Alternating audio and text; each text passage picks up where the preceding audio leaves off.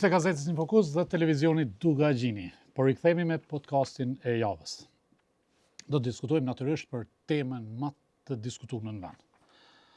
Ato që po e shohim për çdo ditë, që problemet politike, inatët e kjo lufta për pushtet po na ushëndrohet në problem kushtetues, ose të paktën kështu po krijohen situatat që me përfundu aty.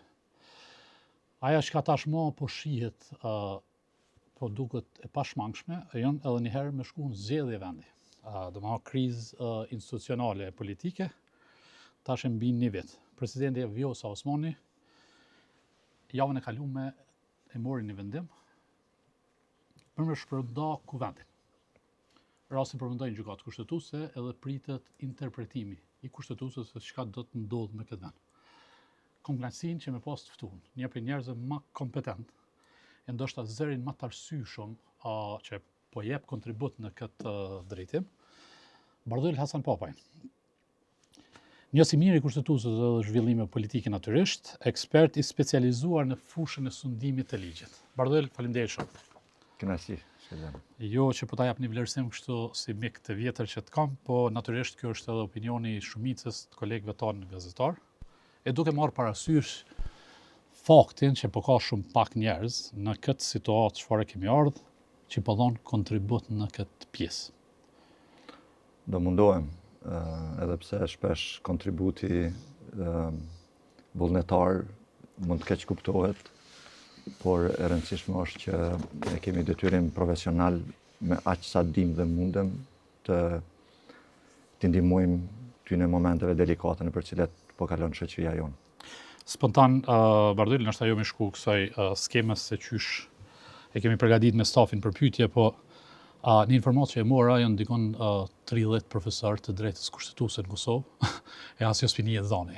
Ka atho për kur presin momentin që me dha kontribut për vendin edhe vlerëson që çdo intelektual duhet me pas edhe këtë guximin intelektual, edhe që e ka një farë obligimi moral me kontribu vendit në situatat të tilla. Pavarësisht që kuptohet, ju jeni eksperta, jeni të pavarur, nuk merrni paga për buxhetit shtetit, nuk keni obligime, si themi, ose detyrime ndaj mediave dhe opinionit publik, që kanë ata që të cilët paguhen për taksë autor. Po, shkelzen, në fakt nuk i kam numëruar, nuk e di sa janë, disa prej tyre i njoh, shumë të respektuar dhe nderuar. Po këtu pak e keni fajin edhe ju mediat, sepse shpesh po merreni me personat që dalin dhe flasin, në vend që të merreni me atë se ata çfarë thonë. Pra, në këtë shoqëri është mirë që çdo kujti dëgjohet zëri, aq më tepër njerëzve kompetent, intelektual dhe profesorave që janë marrë me çështjet kushtetuese. Por ndoshta është edhe ky hezitimi nga anatemimet edhe lënçimet publike që ju bëhen sapo dalin ata në media dhe shpesh mund dalin me qëllime të mira për të jep kontributin e tyre dhe sqarimet e nevojshme, por mund t'ju keq përdoren, t'ju tjetërsohen, t'i nxjerren prej kontekstit dhe pastaj merren me individin dhe shpesh kjo krijon një hezitim që njerëzit të flasin. Por sidoqoftë, nuk është që nuk flasin në rrafshe tjera, në diskutime, në grupe, në institute, në fakultete, në rrethin e përgjithshëm shoqëror. Ndoshta qëndrojnë jashtë kamerave pak më shumë. Sakt. Për ata të përgëzova dhe vlerësoj secili njeri që megjithatë jo prej këtyre pjesë që ndoshta paguhen, marrin rroga dhe kanë obligim derisa marrin taksat shtetit, jo megjithatë këtë eksperiencën tuaj e shkollimin e juaj, mandej e jepni në shërbim të vendit ty kontribuat këtij rrafshit mediatik, opinionit publik. Bardhyl, ti kthemi çështjes të cilën po diskutohet shumë, qëndrimi ju kanë që Vjosa Osmani, presidenti i vendit, me të drejtë nxori dekretin për me shpërblyer kuvendin, për shkak se kaloi afati ligjor që parashihet me kushtetues 30 ditë para skatimit mandatit presidencës. Po, shkelzen, në disa paraqitje që kam pasur mund duhet të argumentoj që presidentja e vendit ka pas një detyrim kushtetues të patjetërsueshëm dhe nuk ka qenë në drejtën e saj që të zgjedhë a të shpërndahet kuvendi apo të mos shpërndahet kuvendi. Në leximin e presidentes të kushtetutës me cilën unë jam pajtue është që kuvendi në momentin që në 12 natës nuk ka arrit që të kap afatin prej 30 ditë para se të përfundoj mandati i presidentes aktuale dhe t'i ofroj vendit presidentin e radhës, ka dështuar në një prej funksioneve kushtetuese primare dhe më të rëndësishme dhe rrjedhimisht siç e përcakton kushtetuta duhet të shpërndahet dhe vendi të shkojë në zgjedhje. Kështu që unë besoj që nuk ka qenë çështje a ka mundësi apo s'ka mundësi, a ka të drejtë apo s'ka të drejtë, a ka diskrecion apo s'ka diskrecion, ka qenë vetëm një mundësi, detyrimi i saj i patjetërsueshëm që të shpërndajë kuvendin. Nëse nuk e nxjerr këtë dekret, që në fakt është vetëm një konstatim i faktit formal, sepse kuvendi është vetë shpërnda. Pra, në momentin kur ka dështuar të bëjë zgjedhjen e presidentit në atë moment, nuk mund të funksionojë më. Dhe rrjedhimisht dekreti vetëm e konstaton këtë fakt. Pra që vendi duhet të kthehet edhe një herë zgjedhjeve dhe të ndryshoj përbërjen e kuvendit, sepse përndryshe nuk mund zgjedhet presidenti. Gjykata kushtetuese e nxori një vendim, a ishte i drejtë, a ke prit që në fakt të pezulloj edhe veprimet e më të teshme të presidentës, po të kuvendit. Edhe çka jep me leximin profesional. Po, masa e përkohshme unë besoj që ka qenë shumë e dobishme. Dhe është bë mirë që gjykata ka vendosur një masë përkohshme. Dhe nuk e ka zbatuar standardin e mëhershëm që e kishte me rastin e nënkryetarit nga komuniteti jo shumicë komuniteti serb, që ndodhi në legislaturën e të kaluar. Pra, kishim një rast në gjykatën kushtetuese që ishte dorëzuar, që kontestonte konstituimin e kuvendit dhe u dorëzua para se kuvendi të shpërndahej, u dorëzua në gjykatën kushtetuese. Megjithatë, gjykata kushtetuese, edhe pse kishte pranuar rastin, nuk veproi me urgjencë, nuk veproi shpejt, e la, kuvendi u shpërnda, shkuam edhe në zgjedhje, erdhi edhe u riformua kuvendi, ndërkohë që tek më vonë gjykata kushtetuese vendosi që veprimet kanë qenë kundërkushtetuese. Pra, në rastin e dekretit të presidentit, është shumë mirë që gjykata kushtetuese ka vendosur një masë përkohshme dhe i ka ndalë të gjitha veprimet e gjitha palëve. Pra ka ndalë presidentin që caktoi datën e zgjedhjeve, se vetëm kjo pritet pastaj pas atij dekreti që caktoi data e zgjedhjeve, dhe e dyta ka ndaluar kuvendin që të marrin veprimet më tejshme. Kjo në funksion të sqarimit të gjithë kësaj situate amullie për cilën ne do debatojmë, jo vetëm tash, por edhe në të ardhmen. Pra, edhe pasi dalin vendimi i gjykatës kushtetuese, ne do të me gjuhën e thjeshtë edhe që e kuptojnë qytetarët, ky vendim shihet edhe se mos me la me bë gabime të mëtejshme që mund me ndodhë që nesër kur merret vendimi, atëherë që bë dami me veprimet. Po, thënë më thjesht masa e përkohshme domosdoshme deri sa trajtohet kjo dilemë kushtetuese e paraqitur nga palët. Pra, deri në marrjen e vendimit meritor që të sqarohet të gjithë kjo situatë, masa e përkohshme është mëse e nevojshme. Përndryshe do të kishim pas veprime tjera shtesë dhe është me të vërtetë ato që thot gjykata që dëmi në rast se vërtetohet ndryshe do të ishte i pariparueshëm. Pra, prandaj është mirë që edhe të qetësohen pak sa euforizmat shumta dhe emocionet, kampet të qetësohen, të lënë gjykatën kushtetuese të bëjë punën e saj, të vlerësoj kushtetueshmërinë e këtyre veprimeve apo mos veprimeve dhe të japë një zgjidhje institucioneve dhe vendit mbi këto dilema fundamentale që janë paraqitur. Pra, unë besoj që gjykata kushtetuese ka bërë mirë që ka marrë një masë të përkohshme. Shpresoj dhe uroj që brenda afatit të parapërcaktuar, pra deri me 31 mars, të trajtoj në themel çështjen dhe të zgjidhë të gjitha këto dilema të paraqitura. Bardhel, duke njoftë mirë këtë lëmi për te ndikime politike dhe kësaj zhurmës të madhe se tash janë në dy bloqe, dikush thot dhe jep të drejt Albin Kurtit dhe dikush Vjosa Osmanit, për me dalë tani më vonë me interpretu edhe këtë përplasin mes tyne. Në vlerësimin tanë profesional, kujna pret që të jep drejt gjykata kushtetuese? A mund të nxjerrët ky afati prej 60 ditësh me cilin tash e shpiku lëvizjeve vendosje, partia në pushtet, apo kjo në leximin profesional, t'juin është çështje e krym. Ata që deri në ditën kur skadoi afati, edhe vetëvendosja përfshi edhe zotin Kurti e kanë thonë që nëse nuk mrrin me u zgjedh deri në atë datë presidenti, atëherë vendi duhet shkëlqy zgjedhje. Shkelzen, kjo ka qenë kuptimi i kësaj norme i që të gjitha palëve të përfshime deri atë natë. Po. Pra, si partive politike të përfaqësuara në kuvend, si komunitetit juridik, si mediave në përgjithësi, dhe si shoqërisë në tërësi, ka qenë e kuptueshme dhe vetë kuptueshme që vendi duhet të sigurojë president deri me datën 5 mars. Dhe kjo ishte arsyeja në fakt edhe pse partitë politike qëndronin në gatishmëri gjatë natës, në 10 të natës në kuvend për të pritë seancën, thirrjen e seancës, sepse dihej që afati po përfundon. Në negociatat e partive politike, edhe këtë presioni politik u bani konsensus për zgjedhjen e negociatat e partive politike, është diskutue katërcipërisht dhe s'ka qenë asnjëherë dilemë që vendit duhet i sigurohet presidenti deri me 5 mars. Nëse nuk i sigurohet, vendi do shkojnë zgjedhje. Pra, nuk ka pas asnjë dilemë deri në ato momente. Çu shpik që kjo, ka argument kushtetues. Dhe prandaj, domethënë, edhe fryma e dekretit është vazhdimësi e kësaj fryme të përgjithshme popullore, të mediave në përgjithësi, të partive politike dhe të gjitha institucioneve të përfshira.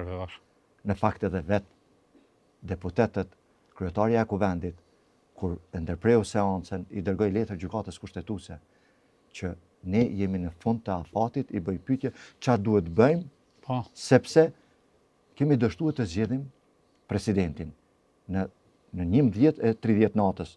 Do të thonë pak orë para se ishte ora 12 natës. Në vazhdimsi e ka përmendur edhe vetë zoti Kurti që vani shkon zgjedhje nëse nuk zgjedhin. Ky ishte kuptimi që të gjithëve. Tani sigurisht që palët dahen për pozicionimet politike dhe është krejt normale për kalkulime politike mundohen të interpretojnë normat juridike në favorin e tyre politik. Por unë besoj që tashmë është shumë vonë. Afatet janë të qarta. Çdo 5 vite duhet t'i ofrojmë president vendit. Nëse ne deri në 30 ditë, siç përcaktohet në kushtetutë, nuk arrim që 30 ditë para përfundimit të mandatit presidentit, t'i ofrojmë vendit president, kuvendi dështon rrjedhimisht duhet të shpërndahet edhe të shkojmë në zgjedhje. Është fare e thjeshtë. Bardhyl, 4-5 vitet e fundit, rastet ose këto përplasjet politike kanë përfunduar në gjykatë kushtetuese edhe më herët, po që tash po nduket që si është bën normë. Si më thonë, këtë këto hallakamat politike për interesat veta të pushtetit i bojnë politik. Këtë kjo është dështim i mos aftësisë politike për me mri konsensuse me zgjidh problemet e me zgjidh institucionet apo përfundojnë në gjykatë. A është, si më thonë, a është normale që kjo, që gati çdo vendim ose çdo përplasje politike të përfundojë në gjykatë kushtetuese, apo ka ndoshta paqartësi të mëdha në kushtetutën tonë, të cilat ndoshta apo i krijojnë këto situata. A është mungesë e tyne që nuk e njohin ose e ka të bëjmë me kulturën politike dhe zhvillimin e demokracisë në përgjithësi.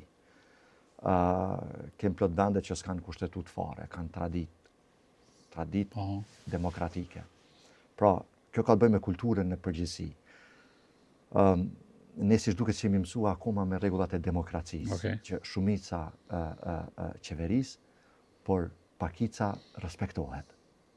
Dhe është pjesë e shoqërisë. Këto ndryshojnë, kampet ndryshojnë. Herë është një parti, një ngjyrim që ka shumicën parlamentare, herë është një tjetër. Por disa rregullat e demokracisë duhet të funksionojnë njëjtë për të gjithë. Kompromisi është emancipim i përgjithshëm shoqëror dhe politik. Pra, ne duhet të mësohemi që dilemat kushtetuese të mos i përdorim për të luftuar njëri tjetrin, po t'i përdorim për të arritur konsensuse dhe mirëkuptime politike. Fatkeqësisht jemi shumë larg asaj. Dhe për aq kohë sa ne nuk e ndrojmë paksa mentalitetin ton në frymën e konsensusit politik, rastet do të shkojnë vetëm duke u shtuar tek gjykata kushtetuese. Ta zëm. Nëse gjykata kushtetuese, hajde hipotetikisht në këtë rast po u jep ka mundësi prap që të çelin derën e kuvendit dhe të shkojnë aty. Edhe jep drejtën e çati afatit hajde afatin, po interpretojmë, nuk e di se si mundet, për moshë e pamundshme, po jashtë kur edhe ajo të bëhet. Çfarë do bëhet?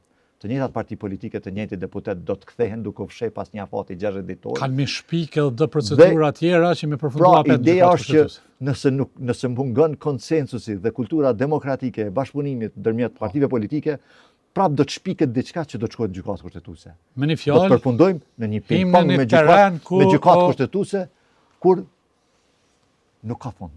Him në një cikël spirale të vetëfundosjes pa asnjë nevojë. Pa përgjegjësia politike që përfundon tani ty një ka Pra, fatet ligjore të gjykatës ideja është kushtetuese mos për vendim. presim që gjykata kushtetuese ka me sqarue të gjitha dilemat politike dhe ngërgjet politike në këtë vend. Ngërgjet politike zgjidhen me mjete politike, me negociata politike, me marrëveshje politike. Pra, këtë duhet ta ushqejmë paksa, ta ushqejmë edhe më shumë, se jo çdo gjë mund të parashihet çdo situatë që pjell mendja e njeriu të parashihet në kushtetutë dhe të zgjidhet pastaj nga gjykata kushtetuese. Partitë politike duhet sjellen që të gjitha bashkërisht në mënyrë më të përgjegjshme. Përndryshe, ne do të futemi në një cikël të debatit me gjykatë kushtetuese dhe është i pafund. Kemi institucione të paralizuara. Një tjetër çështje që u dërguan gjykatën kushtetuese për Albulin Agjiu tash, ka lidhur me mosqëndrimin e deputetëve në sallë. A ka bazë juridike kjo çështje dhe a ka pasur ndonjë precedent më herët që me trajtu këtë rast?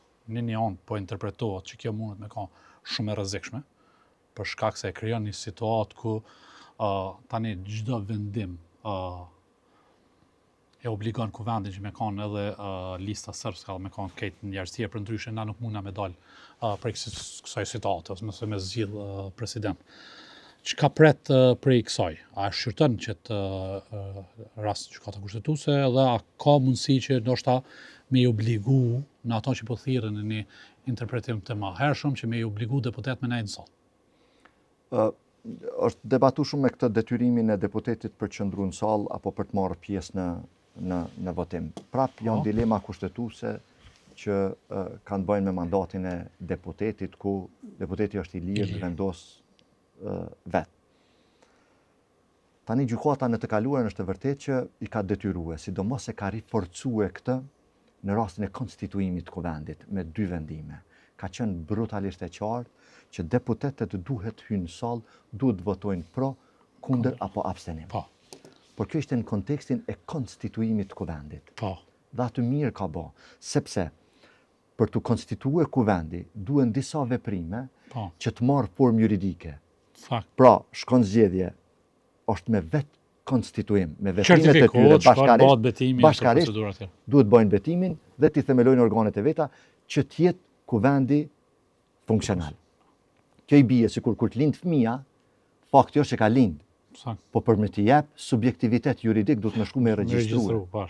Me amore certifikat lindjes, pastaj një pasaport që me mujt me veprue, që me mujt me udhtue.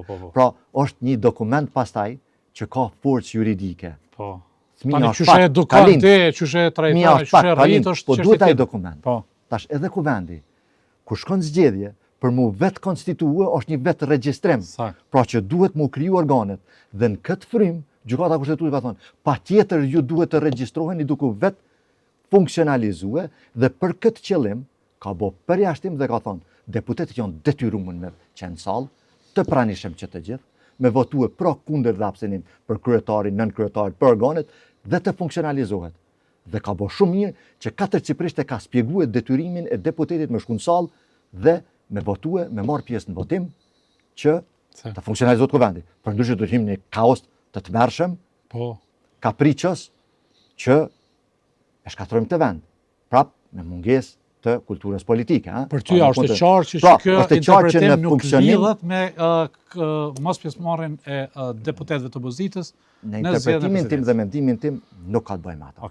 Megjithatë, janë edhe disa vendime të mëhershme të gjykatës kushtetuese që i ka detyruar deputetët apo ka detyruar procedurën kur e ka shpjeguar si duhet të arrihet 80 vota për zgjedhjen e presidentit. Dhe aty i ka detyruar që të jenë të pranishëm. Tani kanë ngel disa dilema që gjykata kushtetuese më sot nesër duhet të sqarojë.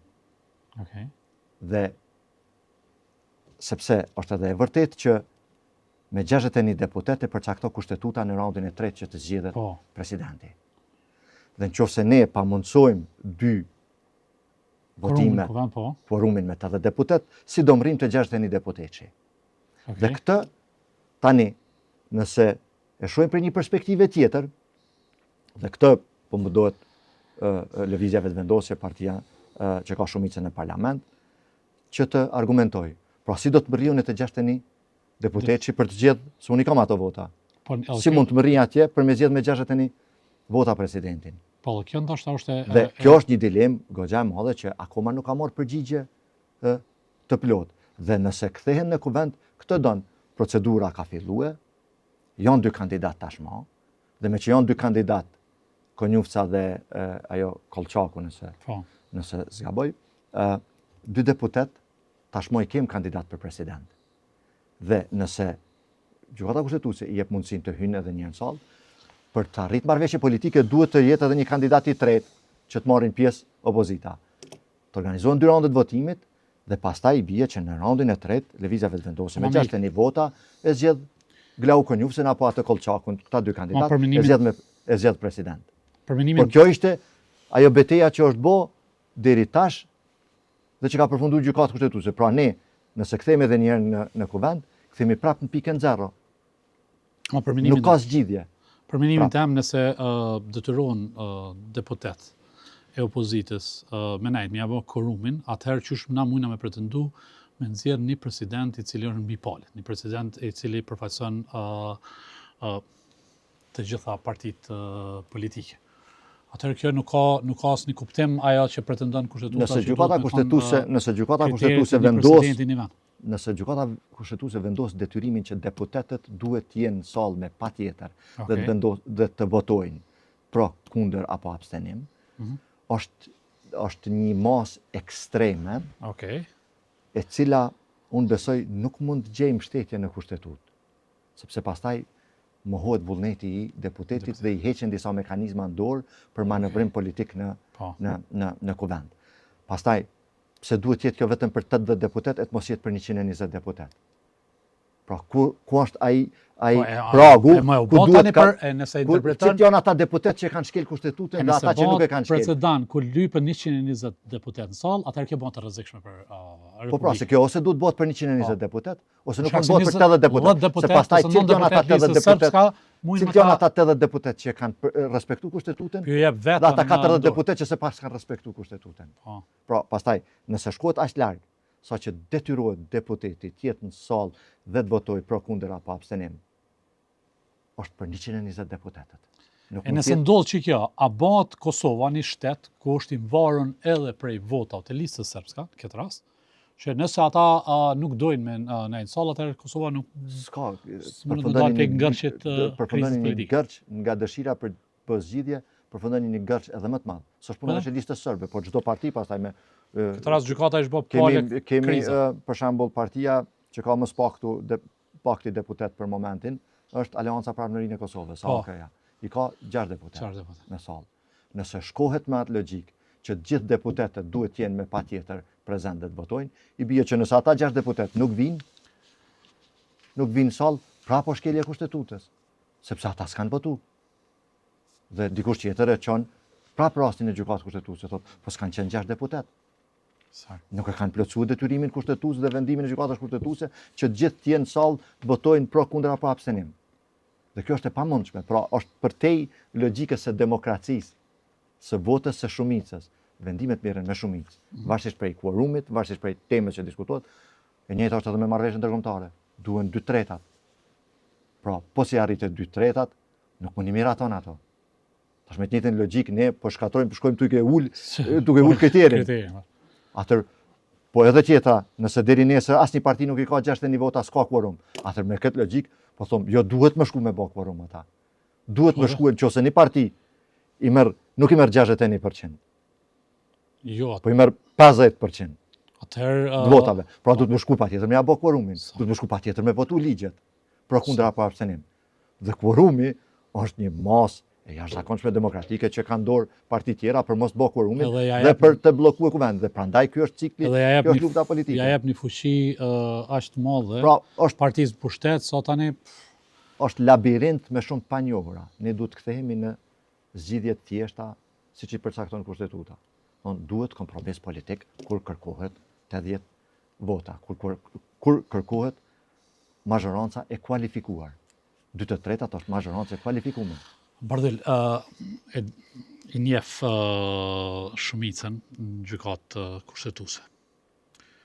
U fol gjithë, sidomos partia Lëvizjeve Vendosje, Albin Kurti, por nuk kanë mungu edhe deklaratat e Vjosa Osmanit, që janë mundu si me thonë, me godit gjykatën kushtetuese se njerëz i marrin vendime politike në. A beson kredibilitetin e tyne, a beson që mujnë me ra në ndikimin e ndoshta që tyne lufta politike. Shive, gjykata kushtetuese, çdo gjykatë, jo vetëm gjykata kushtetuese. Palët, zakonisht janë 2 palë para çdo gjykate. Po në këtë rast edhe gjykatës kushtetuese. Pala që fiton rastin fund thot ka vendos drejt, ka vendos mirë, ka takue. Pala e pakënaqur që humb rastin e sulmon gjykatën. Dhe thot ka qenë vendimi i keq, jo i drejt, jo i duhur, kundërligjor, kundër kushtetues. Ky debat do të vazhdojë. Gjithmonë pala e pakënaqur, s'ke që i bë gomarit i bie samarit. Po. Pra, gjithmonë pala e pakënaqur ka mesha. Dhe fatkeqësisht kjo bëhet edhe normë në shoqërinë tonë që gjykata kushtetuese pasi që vendos, të gjithë e sulmojnë. Edhe në këtë rast. Sido që të vendosi gjykata kushtetuese, pala e pakënaqur ka me profesionalizmin e tyre, që nuk bën në ndikimin e them që ka me sulmu gjykatën kushtetuese, duke thënë që ka marrë vendim të padrejt kundër kushtetues dhe kështu me radhë. Por kjo zhurmë që bën dhe kjo luftë nuk besoj që duhet të jetë të merret aq seriozisht, sepse jo këta gjyqtarë, por gjithë gjyqtarët që kanë vepruar deri tash unë besoj që kanë jap më të mirën e më të mundshme. Dhe unë besoj që sado që do të ngrej dilema vendimi, është vendimi që duhet respektohet nga gjitha palët. Pra gjykata kushtetuese kur të marrin vendim dhe të flasin në çfarë do lloj forme, sado që nuk do t'i bi mirë një anës palë, i bindën duhet i bindën dhe e mira në këtë shoqëri, paktën në këtë minimum demokratik kemi arrit ta sigurojmë deri tash, është që gjithmonë palët ju kanë bindë gjykatës kushtetuese. Dhe unë pres që edhe tash të gjitha palët t'i binden gjykatës kushtetuese, se përndryshe pastaj kalojmë në një kaos. Mirë apo keq, vendimi mirë apo i keq, duhet të respektohet në fund. Sigurisht unë besoj në integritetin e gjyqtarëve dhe në profesionalizmin e tyre. Sigurisht që edhe ata janë njerëz, kanë mendimet e tyre, kanë backgroundet e tyre profesionale dhe sido që të vendosin, ne duhet t'i respektojmë. Bardhyl, me dalë tash të kjo që është realitet. Se këto problemet politike, në fakt të probleme që tash duhet me zgjidh gjykata kushtetuese, janë puro politike, janë përplasje mes tyne. Dimensioni tjetër që është debati madh tashmë, po më duket që kena me ka me qenë shumë i gjatë, është raportin mes Albin Kurtit dhe Vjosa Osmanit. Qysh po i lexon në aspektin kështu parimor, politik edhe shtetëror. Se me thonë, Vjosa Osmani po kritikohet në aspektin që ndoshta është duke vepruar tash me inati për shkak se nuk ja dha edhe një herë besimin me po president edhe për një mandat. Albin Kurti ka shumë interpretime e tashmë edhe disa deklarata që i tha Vjosa Osmani që problemet e tina me Vjosa Osmanin në fakt janë problemet e cilat Albin Kurti është dashur me i vlerësu. Nuk është dashur me u konë problemet e cilat e qajnë, si themi një dyshe, e cila për një 5 vjet për pjesës dërmuese të qytetarëve të vendit u pasi shpresë. Shpresë për vendin, shpresë për zhvillim. Po, para se dalim te kjo, veç të shtoj edhe diçka. Raporti mes presidencës dhe kuvendit. Sado që në kuvend e kemi një mazhorancë politike që është Lëvizja Vetëvendosja që udhëheqet nga kryeministri aktual Albin Kurti dhe në presidencë kemi Vjosa Osmanin. Raportin mes dy institucioneve, kuvend, presidencë, unë kam dëshirë ta zhveshim për një moment, paktën sa të kaloj ky debati i madh juridik, ta zhveshim nga personalitet, nga individet. Kështu është dhe raporti, kështu është dashur më pa dhe unë shpresoj që kështu dhe jam i bindur që kështu do ta shohë edhe gjykata kushtetuese. Pra është presidenti që ka vepron në raport me kuvendin. Dhe në këtë kontekst, unë besoj që nuk duhet prish ky cikli 5 vjeçar i vazhdueshëm që sa kuvendi dështon t'i ofrojë vendit president brenda këtij afati strikt kushtetues, Okej. duhet shpërndahet dhe shkojnë zgjedhje. Pa më parasysh kush është aty president. Ndërkohë që këto raporte tani, ku vend president, janë gjyros edhe me këtë debatin e madh publik, siç e thoni edhe ju me drejt, të raportit personal Albin Kurti si udhëheqës i mazhorancës dhe bashk udhëtar në të kaluarën me Vjosa Osmanin, e cila është presidente për momentin. Me një Dhe fuqi të raportin madhe personal të tyre tash ne besimit po qytetar. dhe është normale, domethënë po e bashk diskutojmë edhe në raportin institucional. Tek raporti personal, unë besoj që për që të dytë do të ishte me nder që nëse mbyllin raportin e bashkëpunimit ose etapën apo kapitullin e bashkëpunimit politik ndërmjet tyre, edhe ndarja të jetë civilizuese. Okej. Të jetë civilizuese, A pra që ashtu? s'është fundi. Ti njoh karakteret e dy. Po s'është fundi, domethënë kanë bashkëpunuar në të kaluarën rrethona të ndryshme. I kem pa që kanë qenë shumë Shumë tafërt, shumë tafërt, por para që të jenë shumë tafërt kanë qenë shumë kundërshtar tashpër. Sakt. Dhe mu më dhimen edhe këta fanatikët politik Po. që në momente caktume marrin që thomë ne hyresht madh Sakt. dhe godasin pa mëshirë. Ata kanë qenë armiq shumë përbetum politik në të kaluarën, Në një moment ku kanë arrit marrëveshje dhe kanë qenë bashkëpunëtorë shumë të afërt politik. Nëse prapë mund të jenë ashtu, mas të nesër gjitha afet këto mund të kenë. debate, sulme, goditje të mëdhaja për tradhtie, konspiracione të mëdhaja, nëse deri nesër detyrohen me i fshi këto komente, këto kështu, nëse deri nesër prapë bashk udhtojnë në një konotacion tjetër politik. Prandaj në politik prishjet, ndarjet, bashkimet janë normale në proceset demokratike. Por raportet personale dhe me shkuet deri në këtë mas, me tradhtie, me sulme kaq ndaja, janë të dëmshme.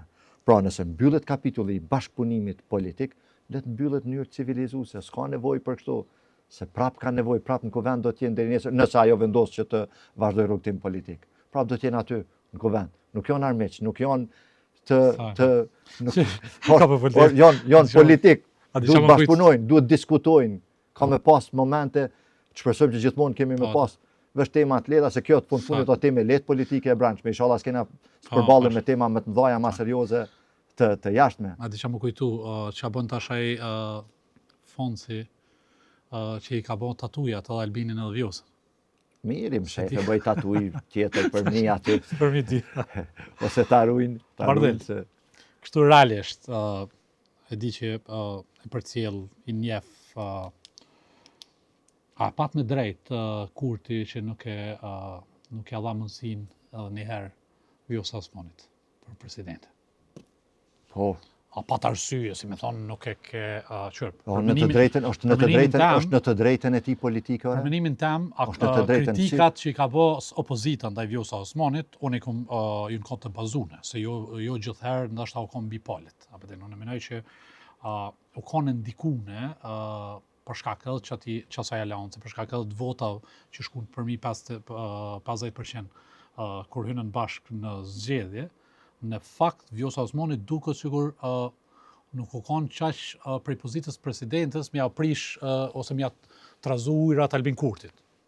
Qysh e pa që vendim televizëve vendosë edhe të Kurtit. A ke momentum që ato që pe diskutojmë shpesh edhe po dëgjohet në për studio televizive, që e pasi moment ku mundet me djeg karrierën e Vjosa Osmanit, duke ju tut reputacionit saj edhe mbështetjes madhe popullore që e ka, apo pa diçka tjetër që na nuk e di. Shife, dëgjoj tash këto dilema do të vazhdojnë edhe një kohë gjatë në publik.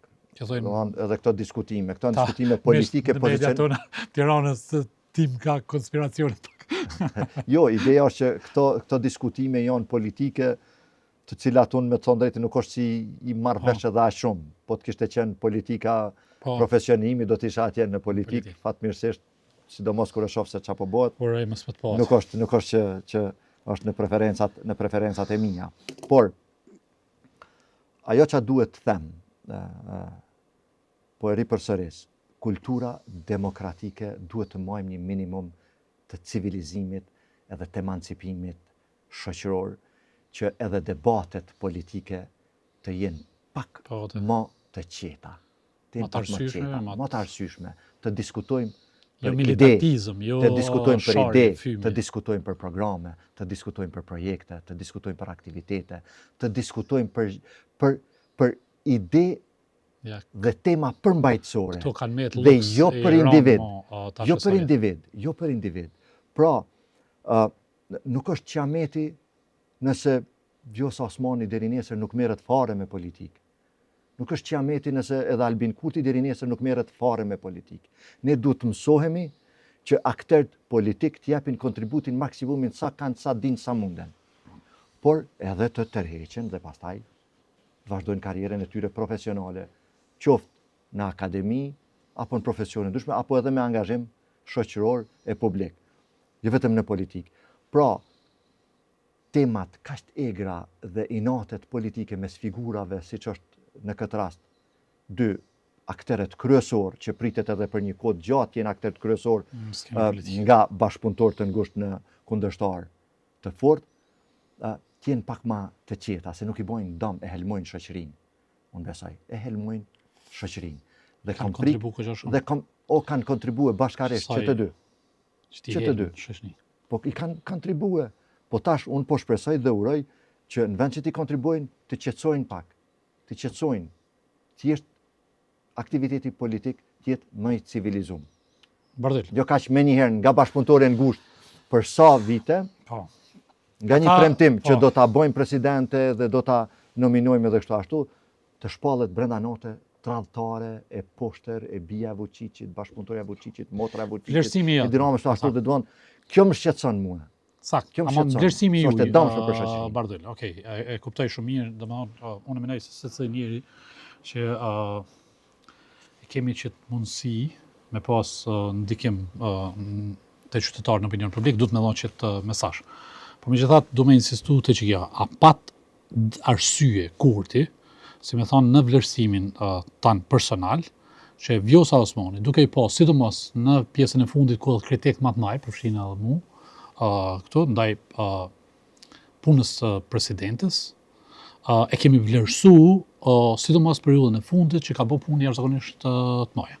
Si me thonë, në raportet e Kosovës me Shtetet e Bashkuara të Amerikës, që i baltosi dhe në skajnë e fundit Kurti me veprimet e tina, edhe pushtetit tina, e kogja aktivizimi i sajna në temat mëdha, e përfaqësimi kogja dinitëz në arenën ndërkombëtare Vjosa Osmanit. A e pengoj suksesi i Vjosa Osmanit, a pat Kurti në arsye që me thonë, okej, nuk je bash e denjë për rolin e presidentes edhe në përdu më shku me një kandidat tjetër. Deklarimet e fundit të presidentes Osmani lanë me kuptue që ka pas një marrëveshje mes të dyve për vazhdimin e mandatit aja thama të dje që e ka vlerësu si presidentja e shekullit. La të kuptohet. Tani shumë gjana për publikun ngelin të pakshtu dhe ne nuk mund t'i dim.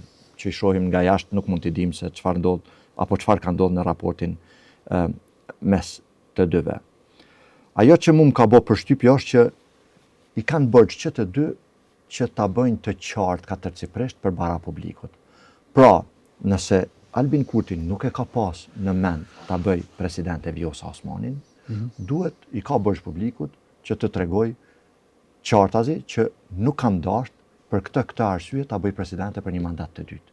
Së pari asaj dhe së dyti publikut.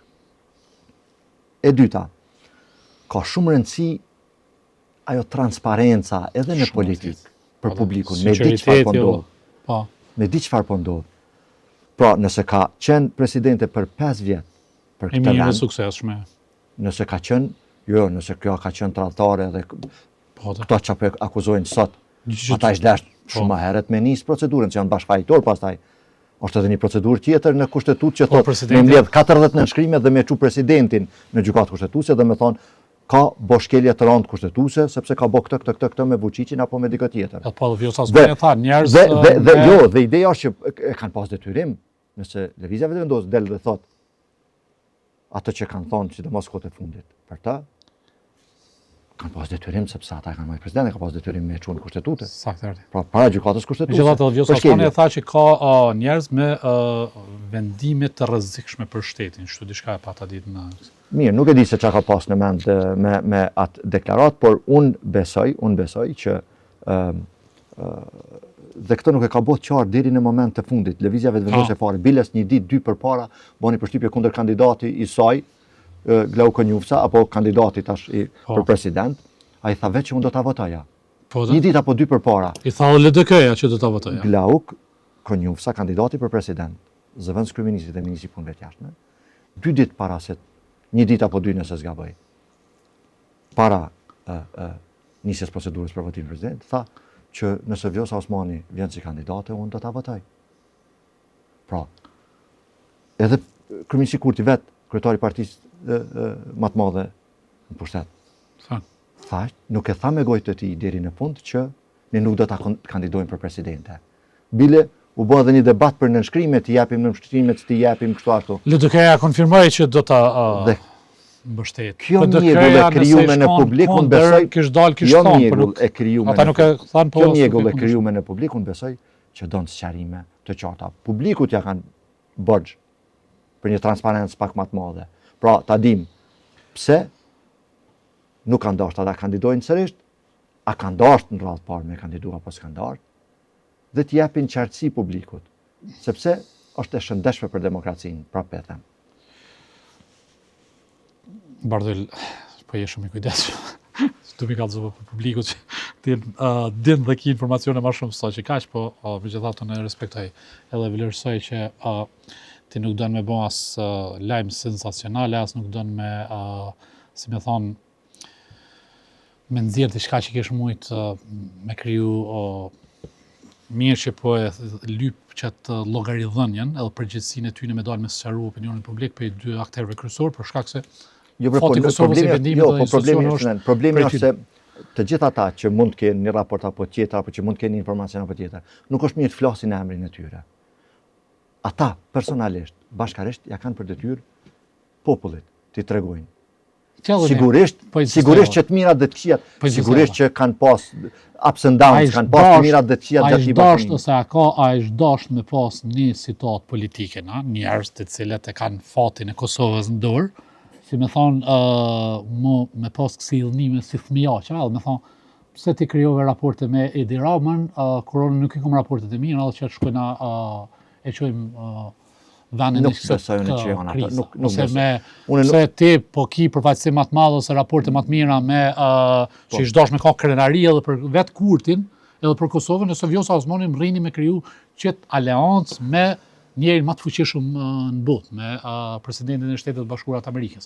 Domethënë, a mund me ka qëto idhnimet që kaq tulta, që kaq jo parimore, ku na i kena 2 njerëz që veprojnë me çdo note personale, ti krijojnë këto situata tilla që janë dëmshme për shtetin.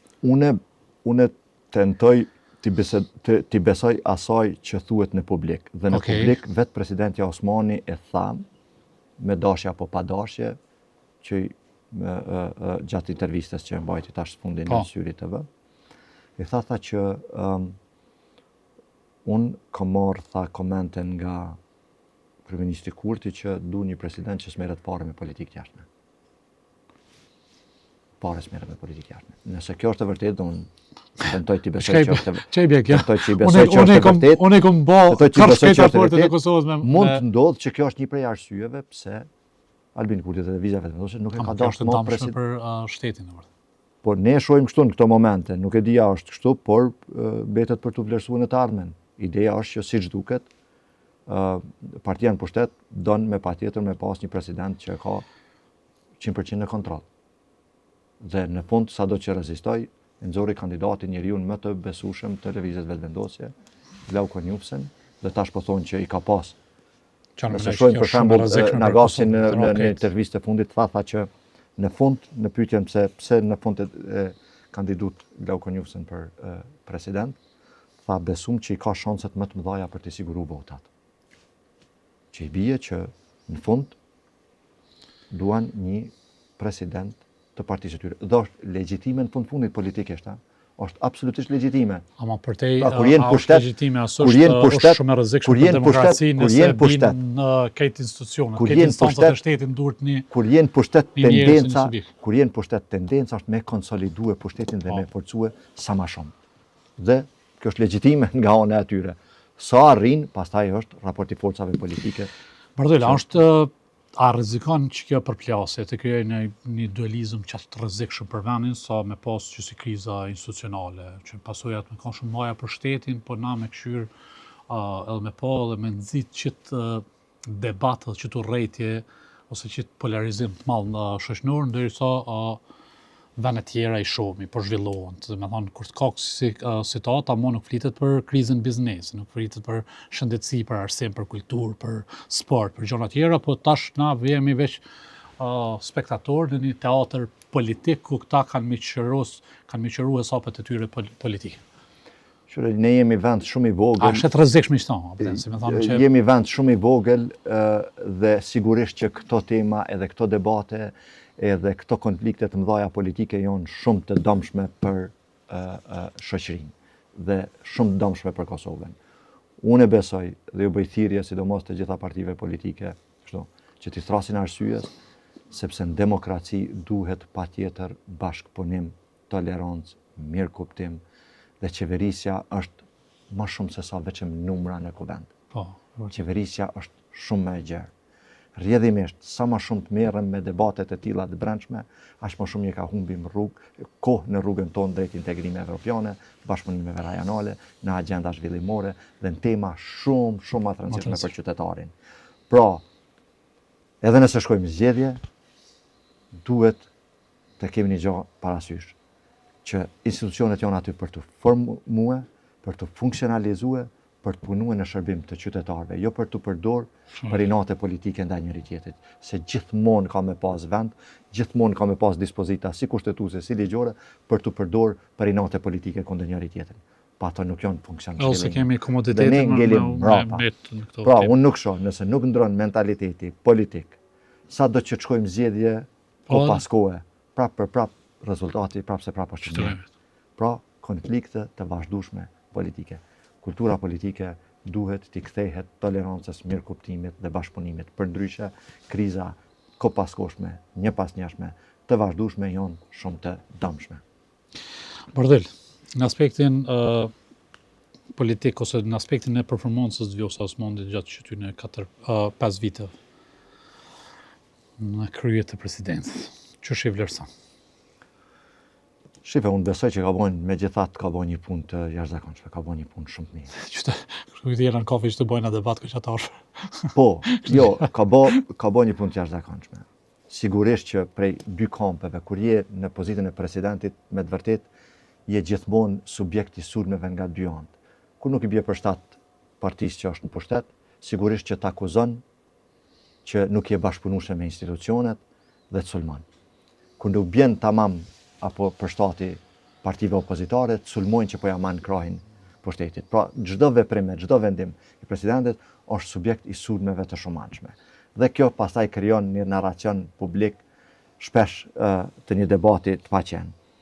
Funksionet i ka kryer në përputhje me kushtetutën të gjithë ato që ja ofron edhe mundson kushtetuta. Në arenën ndërkombëtare ka qenë shumë e zëshme, ka qenë shumë aktive. Me i sjell 4 njohje në një moment kur Kosova ka qenë e izolume. Me i hek sanksionet në një moment kur në Kosovë për 2 vjet kanë qenë shumë të dëmshme dhe ato i ka hek para përfundimit vitit kalum. Dhe të themeloj marrëdhënie kaq ngushta me administratën Trump dhe me vetë presidentin Trump. Që pekan në fuqitë e mëdha europiane. Vetë presidentin Trump, këto janë të arritura të jashtëzakonshme, të cilat ne si shoqëri jo vetëm që duhet t'i kuptojmë mirë edhe t'i çmojmë shumë, po duhet t'i ruajmë me fanatizëm të madh dhe t'i avancojmë më tej përpara. Bordin e paqes, çto desha me pyet? Si antare themeluese në bordin e paqes, unë besoj që është nder, privilegj dhe një arritje e jashtëzakonshme për Kosovën, se nuk është antarësuar Vjosa Osmani personalisht si individ në bordin e paqes, është antarësuar Kosova. Dhe unë besoj që këto janë të arrituna të jashtëzakonshme, pa dashur të numërojmë shumë gjëra tjera të vizitave, bashkëpunimeve, fjalimeve në NATO dhe shumë vizita tjera ndërkombëtare që ka qenë jashtëzakonisht aktive. Unë besoj që i ka bën der Kosovës me këtë prani kaq të madhe ndërkombëtare, se në fundit ne kemi një problem në Kosovë. Akoma kemi punë për forcimin e subjektivitetit juridik ndërkombëtar të Kosovës.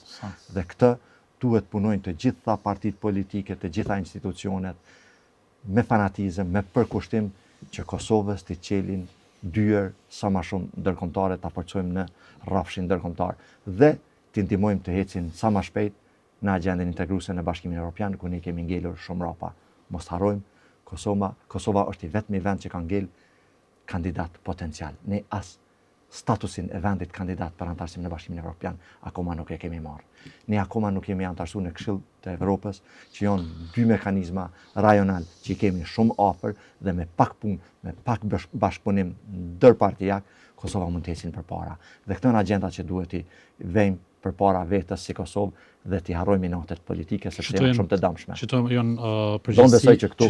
janë përgjegjësi e detyrim më shumë i qeverisë, Bardel. S'ka rëndësi, qeveri, kuvend, A e në harru keqtu president, tema e shtu agenda, Bardel? Ngelin hije të debateve të përkohshme politike të agendave ditore të inateve politike mes subjekteve apo individëve. Kështu që unë besoj që nuk i bojnë derë Kosovës me gjithë të inate politike. Bardel,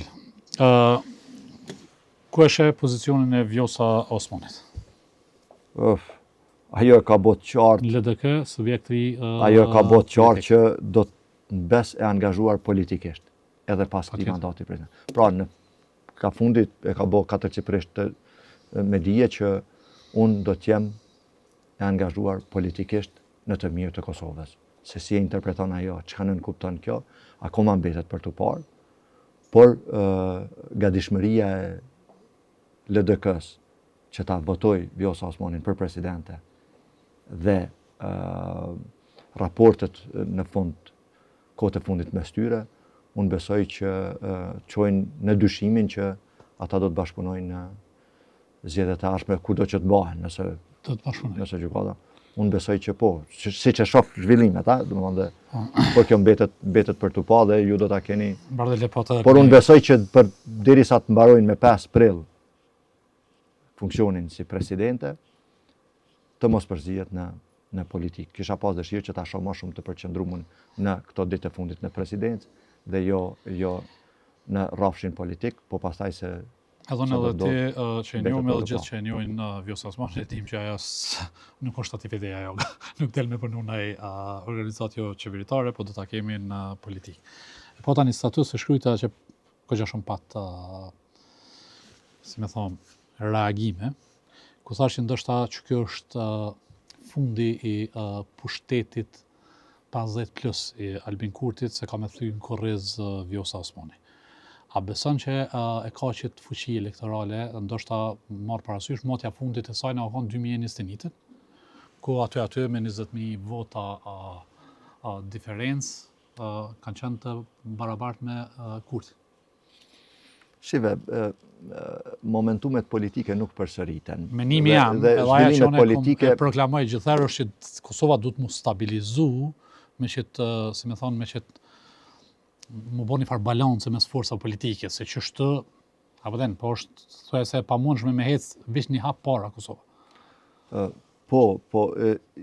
Unë besoj që nëse shohim pak më me gjaktësi, momentumet politike nuk përsëriten. Domethënë nuk përsëriten.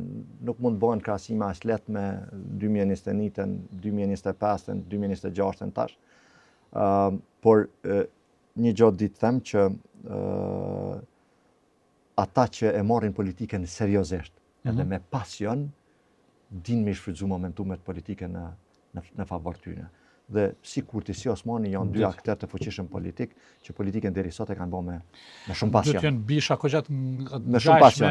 Politikë. Se si do t'ju dalin, ne kemi bërë sidomos ju mediat, se unë ka paktën një vit e ca në zgjedhjet paraprake të fundit të çështjet e zgjedhjeve, nuk kam dëshirë që as bëj parashikime, as bëj komente politike, sepse ka betejë politike mes aktorëve në politik, por një gjë e di që të dy bashkarisht, kur kanë qenë kundërshtar politik, kanë qenë goxha afër, kanë qenë goxha të fortë. Kur ka qenë në LDK, si barçe e listës LDK-s, pak bota i kanë dalë.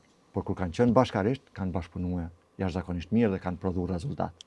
Ta çfarë rezultati prodhon edhe një herë kjo ndarje, mbetet për tu pa, por sigurisht që kur s'mund të jetë rezultati i njëjtë, se dinamikat ndryshojnë pastaj. Kështu që le t'ja lëm kësaj kohës. S'duhet parashikoj asgjë. Bardhël, të falenderoj shumë.